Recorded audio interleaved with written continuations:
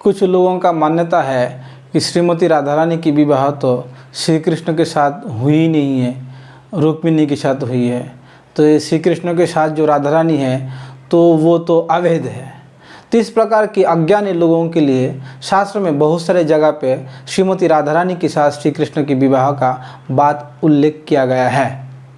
गर्ग संहिता में हम देख सकते हैं कि गर्गाचार्य जी वर्णन करते हैं कि ब्रह्मा जी स्वयं आकर के और श्रीमती की राधा रानी की विवाह श्री कृष्ण के साथ करवाए। गर्ग संहिता के गिरिराज खंड में एक श्लोक आते हैं, उसमें वर्णन है। देखिए श्लोक इस प्रकार है कि वृषभानु सुतावराय श्री नंदराज कुल प्रदीपाय। नंदराज कुल प्रदीप, नंदराज के पुत्र वो वृषभानु सुतावराय। वृषभानु राजा की कन्या जो है वो कन्या के हस्बैंड है श्री कृष्ण, वृषभानु सुतावराय। इसका अर्थ है वृषभानु महाराज के बेटी के जो पति हैं वो उनके दामाद श्री कृष्ण हैं। और भी बहुत सारे जगह पे वर्णन है। देखिए दूसरा श्लोक ब्रह्म वैवर्त पुराण में वर्णन है। देखिए आप श्लोक देख सकते हैं इस प्रकार। ब्रह्म वैवर्त पुराण में वर्णन है, श्रीमती राधा रानी की जब 12 साल उम्र हुई है तब तो उनके माता पिता उनकी विवाह के लिए थोड़ा सोचने लगे और रायन नामक एक वैश्य के साथ उनकी विवाह के बाद पक्की हो जाती है।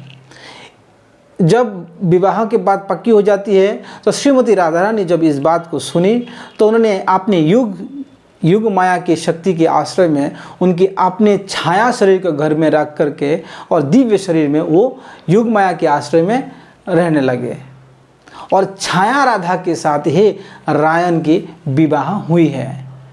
फिर ब्रह्म वैवर्त पुराण में दूसरा श्लोक में वर्णन करते हैं वो जो रायन थे वो गोलोक वृंदावन में श्री कृष्ण के अंश नाम पे जाना जाते हैं।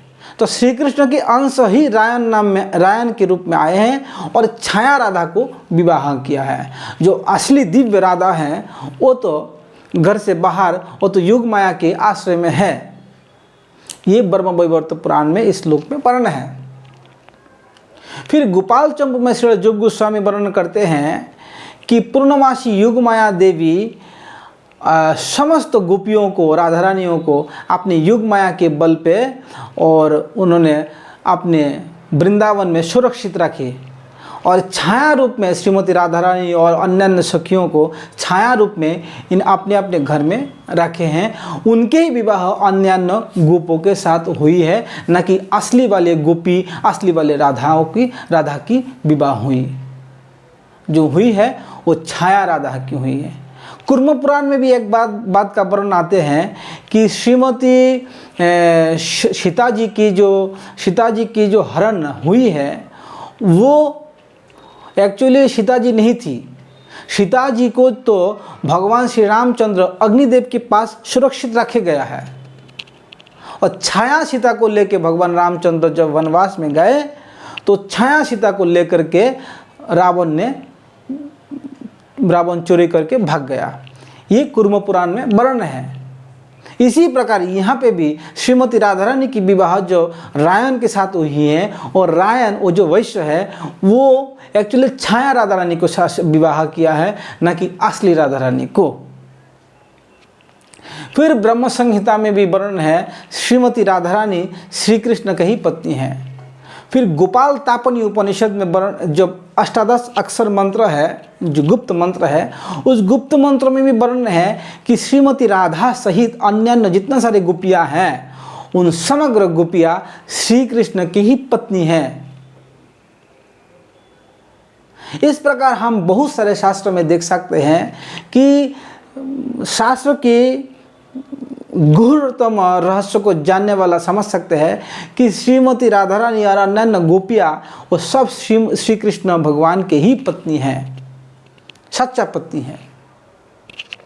और जो युग माया के लीला में जो लोग देखे हैं कि तो दूसरा से शादी किया, ये उनको उन सभी अज्ञानी लोगों के आंखों में एक प्रकार का पर्दा है ताकि वो भगवान के अंतरंग लीला को आसानी से समझ ना पाए।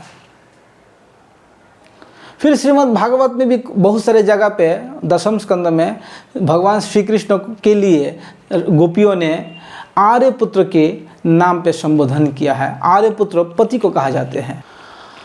और श्रीमती राधा रानी और अन्य गोपियाँ जो है वो भगवान श्री कृष्ण के नित्य सहचरी, नित्य पत्नी, नित्य सेविका, ये ब्रह्म संहिता में भी वर्णन है और दिव्य दिव्य शास्त्र में भी वर्णन है।